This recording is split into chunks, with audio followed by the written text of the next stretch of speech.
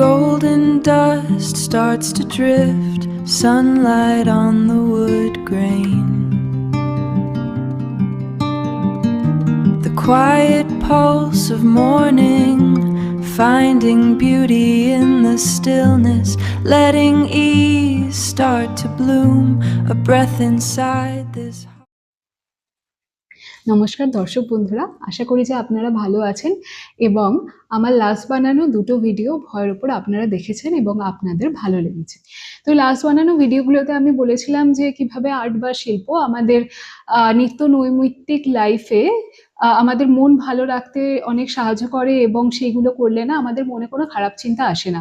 তো আপনারা হয়তো ভাবতে পারেন যে এই যে শিল্প বা আর্টের কথা আমি বলছি সেটাকে কোনো বড় ক্যানভাসে পেন্টিং বা ধরুন খুব পারফেক্ট ভাবে আমরা গান তুলতে হবে, গান গাইতে হবে বা পারফেক্টলি নাচতে হবে, যেমন ভরতনাট্যম বা এগুলোতে শিল্পীরা নাচে, সেটাই কি শুধু? ব্যাপারটা কিন্তু একদমই নয়। আর্ট ফর্ম খুবই একটা সহজ একটা টপিক এবং আমাদের মনের খুবই একটা কাছের বিষয়। তো আপনাদের নিশ্চয়ই মনে আছে আমরা যখন ছোট ছিলাম, স্কুলে পড়তাম, তখন নিজের অজান্তেই যখন আমরা ক্লাসে বসে বোর হতাম তখন খাতার পেছনে আমরা বিভিন্ন আঁকিমুখি বা আলপনা কাটতে শুরু করতাম, নিজের বা বন্ধুদের নাম লিখতাম। বা এখন আমরা যখন কোনো ধরুন লং মিটিংয়ে আমরা বসে আছি বা বিরক্ত হচ্ছি, বোর হচ্ছি, বস এতক্ষণ ধরে কেন বলছে, তখন আমরা নিজের অজান্তেই ফোনটা নিয়ে একটু এদিক ওদিক স্ক্রোল করতে শুরু করি। তো আমরা যখন এই অনেকক্ষণ ধরে স্ক্রোলিং করতে থাকি না, তো একটার পর একটা যখন আমরা নতুন কন্টেন্ট দেখতে থাকি তখন আমাদের মস্তিষ্ক থেকে একটি ডোপামিন বলে হরমোন ক্ষরণ হয়।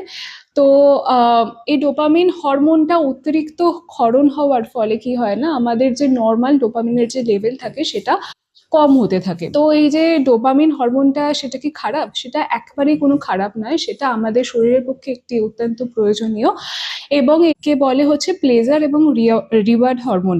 এটা আমাদের মনে খুশির একটি পরিস্থিতি তৈরি করে। এটা কোথা থেকে এসছে? যখন আদিমকালে মানুষেরা গুহাতে থাকতো এবং তারা শিকার করতে যেত, তো তখন তারা যখন কোনো শিকারে সাকসেসফুল হতো, মানে তারা কোনো শিকার পেতো বা তারা কোনো ফলমূল পেতো, কোনো খাদ্য জোগাড় করতে পারতো, তো তখন তাদের এই মস্তিষ্ক থেকে ডোপামিন হরমোন ক্ষরণ হতো। সেই ডোপামিন হরমোনটা তাদেরকে অনুপ্রাণিত করতো তাদের কর্মক্ষমতা বজায় রাখবার জন্য, তাদের হার্ড ওয়ার্ক করবার জন্য। কিন্তু আমাদের মডার্ন লাইফে এখন সেই লেভেলের কর্মক্ষম হবার কোনো দরকার নেই, তাই না? তো এখন সেই যে চিপ ওয়েতে আমরা ডোপামিন হরমোনটাকে পাচ্ছি, তো সেটা কি করছে, যখন আমরা এই মোবাইলটাকে রেখে দিচ্ছি তো তখন আমাদের এই যে স্লো কাজগুলো, যেমন ধরুন পড়াশুনো করা বা ধরুন রান্না করা, সেটাতে আমাদের কনসেন্ট্রেশন করতে খুবই অসুবিধা হচ্ছে।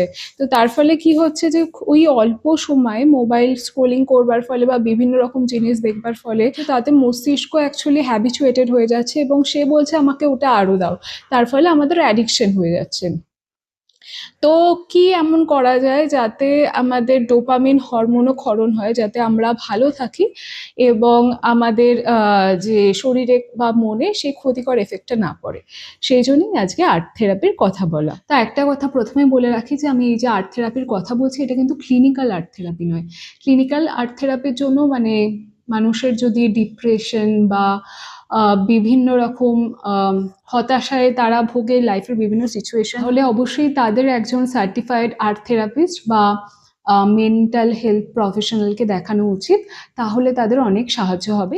আপনারা যদি আগের ভিডিও দেখে থাকেন তাহলে আপনাদের মনে আছে নিশ্চয়ই আমি বলেছিলাম যে আর্ট জিনিসটা নট নেসেসারিলি যে পেন্টিংয়ে হতে হবে বা সিঙ্গিংয়ে হতে হবে বা ডান্সিংয়ে হতে হবে। আপনাদের যেরকম ইন্টারেস্ট আছে, যেমন ধরুন রান্নায় বা গার্ডেনিংয়ে, আপনারা সেই হিসেবে আর্ট প্র্যাকটিস করতে পারেন। তো আমার এই সব কিছুর মধ্যে ইন্টারেস্ট আছে পেন্টিংয়ে। এই পেন্টিং মাধ্যমটি ইউজ করে দেখাবো কিভাবে সেটা সৃজনশীল হতে পারে এবং নিত্য নৈমিত্তিক লাইফে আমাদের মনকে ভালো রাখতে সাহায্য করে। এবং কি হয় না, আমাদের অনেক দিন থেকে মনে জমে রাখা যে এক্সেস ইমোশনগুলো আছে, যেমন ধরুন খুবই দুঃখ বা হতাশা বা ধরুন খুবই রাগ, সেগুলোকে না আমরা অনেক সময় প্রকাশ করতে পারি না। হয়তো আমাদের কাছে সেরকম ট্রাস্টওয়ার্দি বন্ধু বা কাছের কোনো ব্যক্তি নেই বলে যাকে আমরা বিশ্বাস করে সবকিছু বলতে পারবো। তো আমাদের মনে না সেই কথাগুলো জমতে থাকে। তো এই স্কেচিং বা ডুডলিং জিনিসটার মাধ্যমে কিন্তু আমাদের এই মনে জমে থাকা অতিরিক্ত ইমোশনগুলোকে আমরা কিন্তু সহজেই প্রকাশ করতে পারি, এবং যেটা আমাদের মনের ভার অনেকটা হালকা করতে সাহায্য করে। তো এটার অ্যাকচুয়ালি লিঙ্ক আছে মাইন্ডফুলনেস আর গ্রাউন্ডিং এর সাথে। তো মাইন্ডফুলনেস বলতে বোঝায় যে আমাদের মনকে সেই প্রেজেন্ট মোমেন্টে ফিরিয়ে আনা। গ্রাউন্ডিং বলতে বোঝায় যে আমরা যেটা করছি সেটাতে এতটা মনোযোগ দেওয়া, সেটার উপর এতটাই ফোকাস করা যে আমাদের মনে অন্য চিন্তাভাবনা বা বাইরের চিন্তাভাবনা বা ফিউচার বা পাস্ট নিয়ে যে আমরা ভাবি সেই চিন্তাভাবনা যাতে না আসে। বিখ্যাত শিল্পী পিকাসো বলেছিলেন যে আমাদের মনে যে ক্লান্তি বা এই যে ধুলোবালি জমে আছে, আর্ট সেটাকে অনেকটাই সরিয়ে দিতে সাহায্য করে। তবে এই যে আর্ট থেরাপির আমি কথা বলছি, তাতে আপনারা ভাববেন না যে সেই আর্ট ফর্মটা খুবই নিখুঁত হতে হবে। সেটা কিন্তু নিখুঁত হবার কোনো দরকার নেই।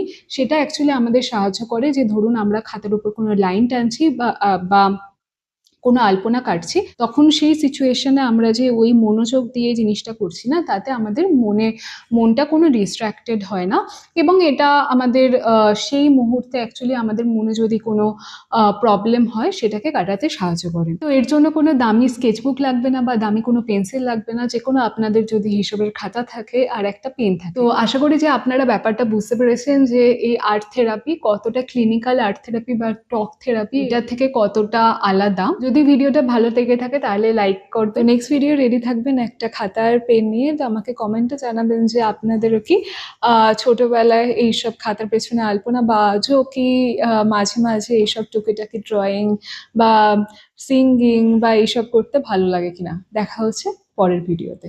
নমস্কার।